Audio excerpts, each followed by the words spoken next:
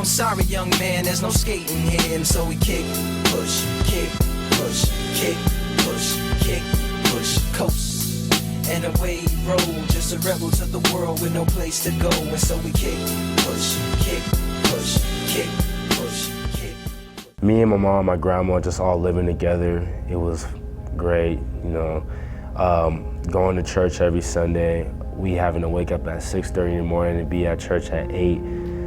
It was tough. Me and my cousin, we were like the bestest friends, so we did everything together. So we had to all go to church together, and we had to go to 2 services.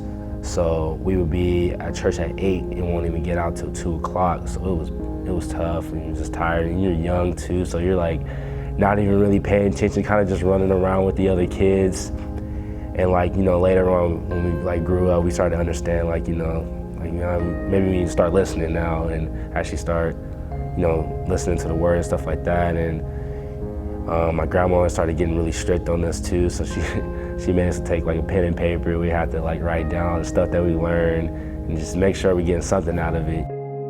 After I got baptized, you know, I still made my way into church all the time with my grandma, my mom, and my cousins, and we all did that. And I was in middle school, and middle school went great. Graduated, it was awesome. And then I got into high school, and I was 14 now, and being with my dad, he kind of got me into basketball, and he started pretty much making me think about basketball, just how if I wanted to play in high school. And I'm just like, yeah, I definitely want to play. Like now, I feel like I'm at the level where I can actually make varsity, maybe at the freshman level. And he was just like, all right, well, we're gonna work hard and make sure we get this done.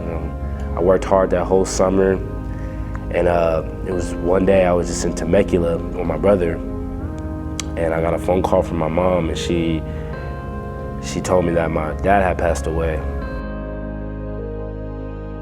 I literally felt like the world stopped. I felt like I just had so many questions, just like why? And I didn't know what had happened. I didn't really care to know what happened. I just know that my dad was gone, and I wasn't gonna be able to see him anymore. He wasn't gonna be able to help me with basketball. He wasn't gonna be able to do anything. And it was tough, and I didn't know what to do.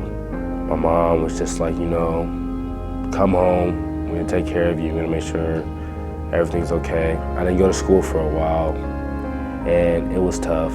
And I got a lot of love from my coach, my friends. They all held me up. And I was back in school, and everything was good. I did my work, and I got back into basketball, and I had to make sure that like now I know what I was doing this for. I was doing this for my dad.